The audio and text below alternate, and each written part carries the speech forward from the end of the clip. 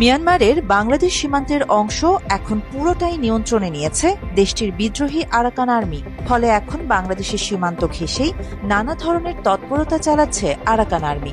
Bangladesh border guard বিজিবিকে এখন আগের চেয়ে অনেক সতর্ক থাকতে হচ্ছে। ডয়েচে ওয়েলে জানায়, মাদক ও অস্ত্র চোরাচালান, জেলে অপহরণ ও জিম্মি করে অর্থ আদায় এবং রোহিঙ্গাদের পাচার করে অর্থ সংগ্রহ করার অভিযোগ রয়েছে আরাকান আর্মির বিরুদ্ধে। ডয়েচে ওয়েল স্থানীয় পর্যায়ে কথা বলে জানায়, নাফ নদী এবং স্থল সীমান্তের পুরো এলাকাতেই রয়েছে আরাকান আর্মির সদস্যদের অবস্থান। মিয়ানমারের সামরিক বাহিনীর বিরুদ্ধে পরবর্তী অভিযানের জন্য অর্থ ও অস্ত্র সংগ্রহের জন্য মরিয়া সশস্ত্র সংগঠনটি। সীমান্তে বাংলাদেশ কড়াকড়ি বাড়ানোয় আরাকান আর্মি কিছুটা বেকায়দায় পড়েছে। তাই তারা নানা তৎপরতার মাধ্যমে বাংলাদেশের উপর চাপ তৈরি করতে চাইছে বলে জানা গেছে। আরাকান আর্মির একটি ঘনিষ্ঠ সূত্রের দাবি, চালের সংকট না হলেও অন্যান্য খাদ্য, পোশাক এবং ওষুধ সংকটে আছে তারা। অন্যদিকে বাংলাদেশের পক্ষ থেকে আরাকান আর্মির সঙ্গে অনানুষ্ঠানিক যোগাযোগ রাখা হচ্ছে বলে জানা গেছে। সীমান্তে বিজিবি টহল ও সদস্য সংখ্যাও বাড়ানো হয়েছে। সাম্প্রতিক সময়ে বাংলাদেশের জেলেদের নাফ নদী থেকে অপহরণ করে নিয়ে মুক্তিপণ দাবির একাধিক ঘটনা ঘটেছে। মিয়ানমারের সামরিক জান্তার নিয়ন্ত্রণে যে মাদক ব্যবসা চলত, সেটির নিয়ন্ত্রণও এখন আরাকান আর্মির হাতে চলে গিয়েছে। মিয়ানমারের সামরিক বাহিনীর সঙ্গে এই মুহূর্তে আরাকান আর্মির বড় কোনো সংঘর্ষ চলছে না, তবে মাদক ব্যবসা নিয়ে নানা সংঘাতের তথ্য পাওয়া গেছে। ২৬ আগস্ট কক্সবাজারের টেকনাফের নাইখং দিয়া এলাকার নাপ নদী থেকে ১১ জন বাংলাদেশি জেলেকে দুটি মাছ ধরার ট্রলার সহ ধরে নিয়ে যায়। ২০ আগস্ট থেকে ২৬ আগস্ট পর্যন্ত ৫১ জন জেলে আরাকান আর্মির হাতে আটক হওয়ার পর থেকে এখনও তারা ছাড়া পাননি।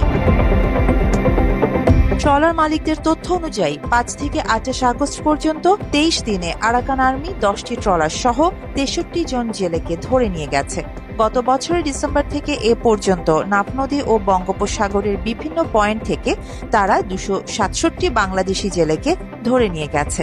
তাদের মধ্যে ১৮৯ জনকে এবং ২৭টি নৌযান ফেরত আনা সম্ভব হয়েছে। এই পরিস্থিতিতে কোস্টগার্ড বাংলাদেশের জল সীমায় টহল বাড়িয়েছে। বাংলাদেশের জেলেরা যাতে নাফ নদীর সীমান্ত রেখা অতিক্রম করে মিয়ানমারের জল সীমায় ঢুকে না পড়েন, সেদিকেও তারা সতর্ক দৃষ্টি রাখছে।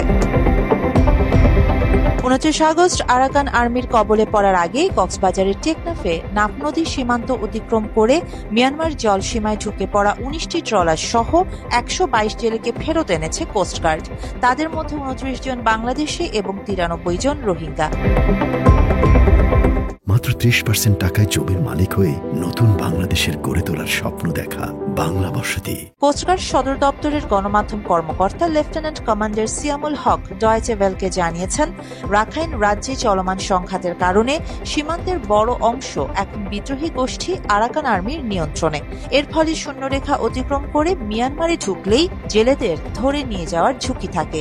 এ অবস্থায় জেলেদের ফেরত আনতে গিয়ে কোস্টগার্ড সহ সীমান্তে নিয়োজিত বাহিনীকে নানা বিড়ম্বনায় পড়তে হচ্ছে। এতে রোহিঙ্গা অনুপ্রবেশ, মাদক ও অস্ত্র পাচার রোধেও চ্যালেঞ্জ বাড়ছে। টেকনাফের শাহপরী দ্বীপ ফেরিঘাট বোট মালিক সমিতির সভাপতি গফুর আলম ডয়েচে ওয়েলকে জানায়, নাফ নদীতে এখন স্পিড বোট দিয়ে আরাকান আর্মি টহল দেয়। তারা ধাওয়া করে বাংলাদেশি জেলে ও বোট আটক করে নিয়ে যায়। আমরা বিজিবি ও স্থানীয় প্রশাসনের কাছে নিয়মিত তালিকা এবং ন্যাশনাল আইডি কার্ড দিয়ে তাদের উদ্ধারের সহযোগিতা চাই।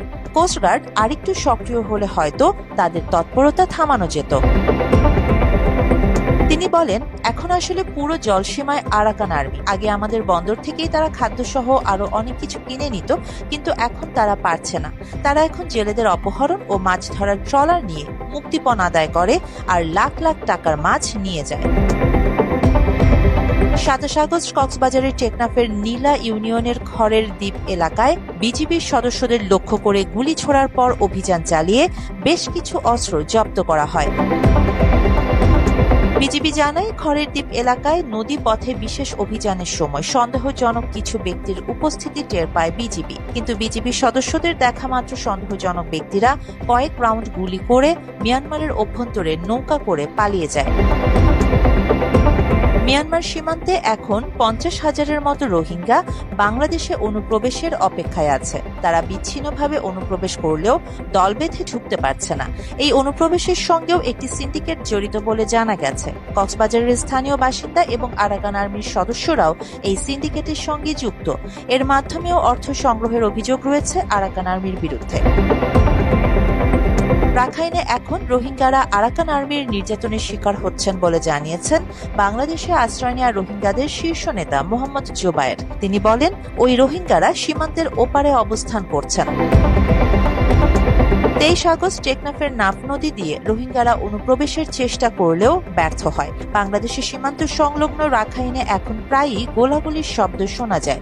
গত 10 দিনের মধ্যে টেকনাফের ওয়াইকং সীমান্ত, নাইক্ষ্যংছড়ি উপজেলার ঘুমধুম সীমান্তের ওপারে রাখাইন রাজ্যে ব্যাপক গোলাগুলির শব্দ শোনা গেছে। আরিবা জাহান, বাংলা এডিশন।